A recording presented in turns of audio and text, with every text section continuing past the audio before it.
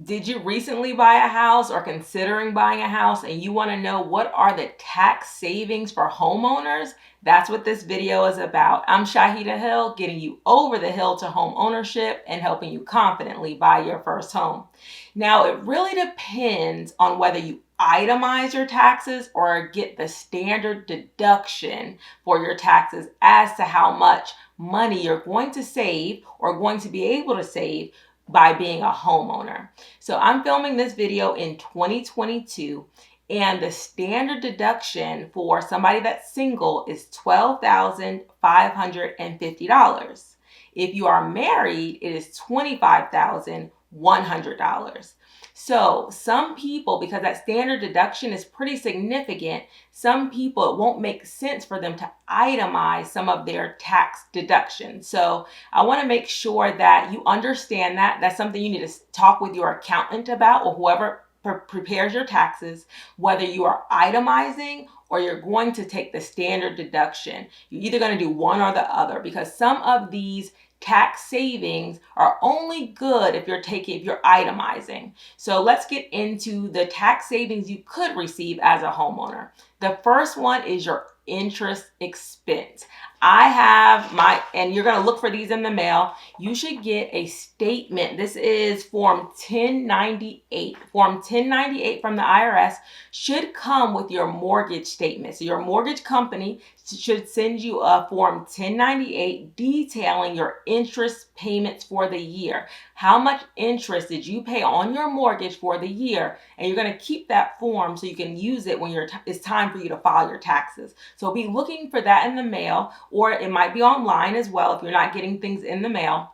But you'll be able to find it in one of those two places. Either going to mail it to you, or it'll be in your account statement. And they'll probably be in both places, actually. It'll be in your account statement. So you'll want that if you want to deduct your interest expense for the interest that you've paid the prior year. Number two, your property taxes. So you've paid property taxes probably in the previous year. Your state, local government should be sending you a property tax bill, plus your property tax. If you are escrowing your property tax, it'll be on the form as well in your mortgage documents. But you have a property tax bill, you can deduct that. You want to bring that to your accountant or tax preparer as well. We're getting into it. If this is your first time here, please like and subscribe to my channel for new videos every week. All right, so you also can deduct your points and possibly your PMI. So if you paid points when you close on your loan, you can possibly deduct the points that you paid in order to get a lower interest rate. That could be on your settlement statement, those types of mortgage documents. So make sure you have those in a great place where you can access them pretty easily. You want to start gathering these up when it's time for you to file your taxes. Also, your PMI. If you're paying private mortgage insurance or mortgage insurance, you may be able to deduct your mortgage insurance payments as well. And then if you have a home office, you can deduct that portion of your home that you're using for your home office. Now, if you have to be a non-W-2, so if you're just working from home but you're a W-2 employee, it's really for self-employed people or maybe contract workers that can deduct their home office expenses. But whatever square footage of your home that you're using, you can deduct that and any expenses with that home. So even utilities, your internet service, all of those types of things. So if you have a home and you have never taken the home office deduction, you want to talk to your accountant about that if you have a small business. I want to talk about two additional things.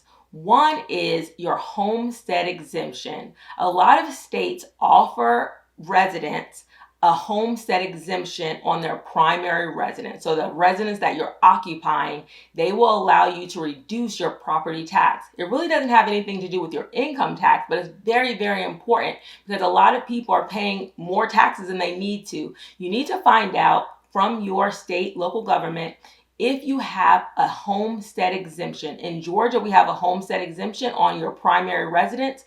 Once you own a home, you have till April 1st to apply for the homestead exemption. So this will vary by state, but it can reduce your property tax bill every year. So you want to make sure that you have applied, or if you're at least aware if you have a homestead exemption. And I'll put some more information in the description about homestead exemptions.